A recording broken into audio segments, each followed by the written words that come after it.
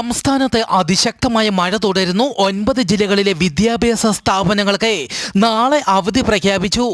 ഏറ്റവും പുതിയ റഡാർ ചിത്രപ്രകാരം കേരളത്തിലെ ഇടുക്കി, എറണാകുളം, പത്തനംതിട്ട ജില്ലകളിൽ വരും മണിക്കൂറിൽ അതിശക്തമായ മഴയ്ക്കും മണിക്കൂറിൽ 60 കിലോമീറ്റർ വരെ വേഗതയിൽ കാറ്റിനും സാധ്യത. അറബിക്കടലിൽ കേരള തീരത്തെ കാലവർഷക്കാറ്റ് അതിശക്തമായി തുടരുന്നു. ഇത് നിലവിലെ മഴ വീണ്ടും ശക്തി പ്രാപിക്കാൻ കാരണമാകും. കേന്ദ്ര കാലാവസ്ഥാ വകുപ്പിന്റെ പ്രവചന പ്രകാരം ജൂൺ 5-ാം തീയതി വരെ കേരളത്തിലെ എല്ലാ ജില്ലകളിലും ശക്തമായി മഴ തുടരും.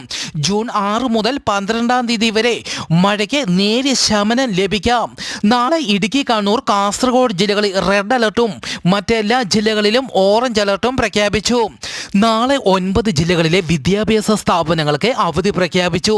പത്തനംതിട്ട, കോട്ടയം, ഇടുക്കി, എറണാകുളം, തൃശൂർ, പാലക്കാട്, വയനാട്, കണ്ണൂർ, കാസർഗോഡ് ജില്ലകളിലെ വിദ്യാഭ്യാസ സ്ഥാപനങ്ങൾക്കാണ് നാളെ അവധി പ്രഖ്യാപിച്ചത്.